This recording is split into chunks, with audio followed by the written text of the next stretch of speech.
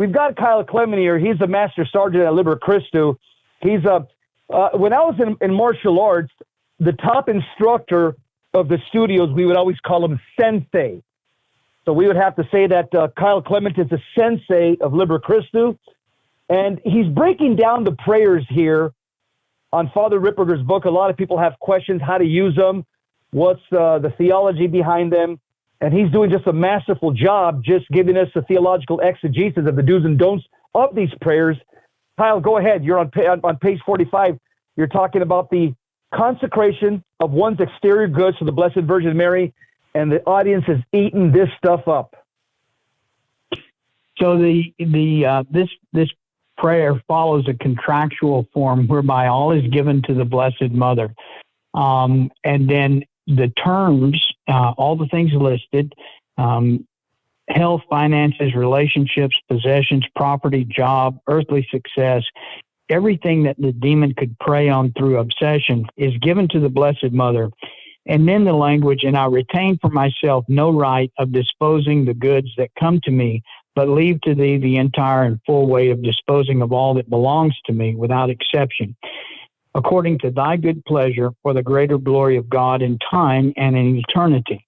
And so what we're doing is we're assuming the position of a slave with regard to the Blessed Mother, and it's a slave, it is a stewardship or a chamberlain role for our own goods. We recognize that our goods are in fact a gift from God. We consecrate them to the Queen Mother. We consecrate them, set them aside, and agree to provide the stewardship as she directs. And so this sets up a relationship with the Blessed Mother that is very, very important to our spiritual well-being and our understanding of exactly who we are. So we become a slave, we become a slave, but meaning non-compensated. Nothing is our own.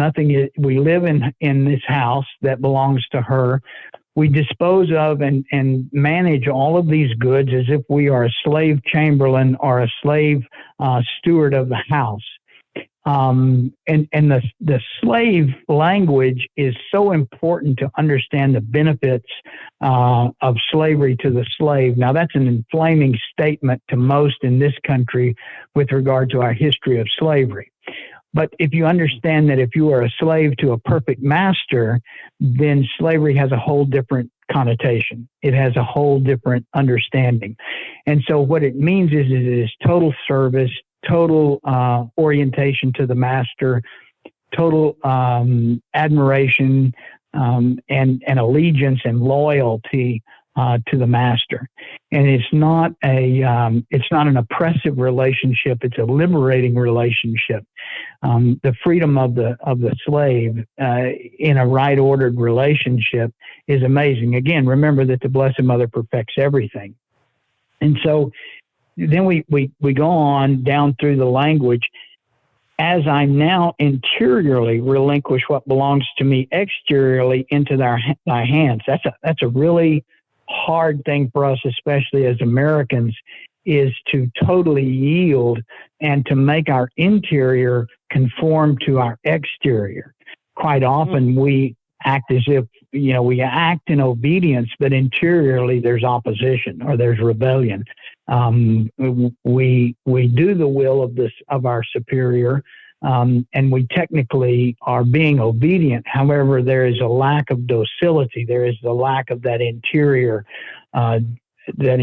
conformity to the exterior act. And so what this statement is doing is saying that we will conform our interior to our exterior. I entrust to thee the protection of those exterior goods against the evil one, so that knowing that they now belong to thee, he cannot touch them. And that's exactly what happens, is when this is done correctly and totally, and the objects and the goods and the relationships and all of these things are in conformity with the Blessed Mother and her perfection, then the demon can't touch them. I will tell you, if you do these consecration prayers and you have things which are unholy, then they pretty much are set aside. It's going to get It will get violent at times, meaning it'll get abrupt and very clear that these elements, these items, these possessions, these relationships are not subject to consecration. And I think that's one of the language that we need to talk about is what relationships do we have that are not subject to consecration. And this is addressed in Liber Christo and in the protocol when we go through the renounce, reject, and rebuke formula. And this formula is actually scriptural. It is, and we started using it in the early 2000s. It has since appeared in some other deliverance models, and even some people claiming credit for it. But it's scriptural in origin, and then it was in the early RCIA models. We see it repeated over and over in early Christendom. Bishop Romulgus had it as part of his conversion of pagans scenario. And so there's really nothing new to this reject, renounce, and rebuke formula, but it is the sorting of one's possessions. It's the going through all of one's exterior goods and saying, which ones of these are inconsistent with a consecration. And we should do that before we pray this prayer. Go through the rejecting, renouncing, rebuking formula and set these things aside. Set these out of the house. I tell people, or one of the analogies is, you're going to go on the Oregon Trail and you're going to take your family across the United States in a covered wagon. And by the time, if you leave Missouri, by the time you get to Nevada, there's not near as much in your wagon. You realize these things are not necessary. A piano may not be necessary to life in the new frontier. The point being, on the spiritual journey, it helps us with detachment, and it helps us place more emphasis on the things which have eternal value versus the things that we think are a temporal necessity. I like that. You said it helps us with detachment. That's good. I mean, because that's the entire Christian life is learning self-detachment eventually by the time our soul leaves our body. So this prayer is kind of a preparation for eternity. That's exactly right. And Jesse, we're both in long-term marriages. I would go out on a limb and say, pre-marriage, right before you're married, you're in that betrothal time. When you go to set up your new household, everything pretty well fits in a Volkswagen Beetle. Everything fits in a pretty small space because there's not a lot of stuff. But starting with the wedding and all the wedding gifts, we start to amass stuff. And by the time we're ready to retire, now it's going to take an Atlas Van Lines 18-wheeler to move our stuff. And it's from husband and wife back to husband and wife. And as you age and go to smaller and smaller accommodations, you're going to be called to have fewer and fewer, quote, things. And so when we talk about praying this prayer to our exterior goods, it's like having a spiritual garage sale. You need to go through all your stuff and say, I like what are this stuff? Garage sale. And so then I'll finish this up. Receive, O good and pious Virgin, this little offering of what little is in honor of and in union with that subjection which the eternal wisdom deigned to have to thy maternity.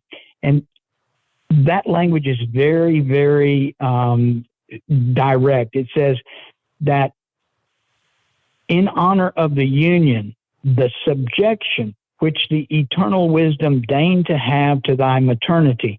And so what he's saying is even Christ subjects himself and consecrates his external goods to the Blessed Mother during the time of her being his mother, during that time of maternity, his childhood. He trusts her. And so this is that whole language is, look, if God trusts Joseph with the stewardship of Mary and Jesus, and Jesus trusts Mary with his the most vulnerable stage of his incarnation up until he reaches an age of maturity. and in homage to the power which both of you have over this poor sinner. Now we're bringing that in. We're asking to be Christ-like in this subjection to her, and in thanksgiving for the privileges with which the Holy Trinity has favored thee. So we're bringing out all the big guns. Trusting in the providential care of God the Father and thy maternal care, I have full confidence that thou wilt take care of me as to the necessities of this life and will not leave me forsaken. So we're saying that if you will take care of me as you took care of the Christ, this is more than can be hoped for, and it's more than adequate. But we're also saying we know the poverty, the austerity, the plainness with which he was raised. And so the word necessity, necessities are something that we want to lump luxuries in and call them necessities, and they are not. Necessities are the bare minimum. Well, it seems to me like this prayer can be done by any Catholic homeowner that lives in or has an apartment or a motorhome that lives in a state of sanctifying grace, right? Any male or female. I mean, if the female is by herself, widowed, divorced, single, anybody who owns a house and lives in a state of grace can do this prayer. Is that correct? You're precisely right. But it will follow the laws and rules of stewardship. And so part of the masculine charge is that he is charged with the stewardship and disposition and accumulation of temporal goods for the good of the family. This is moral theology.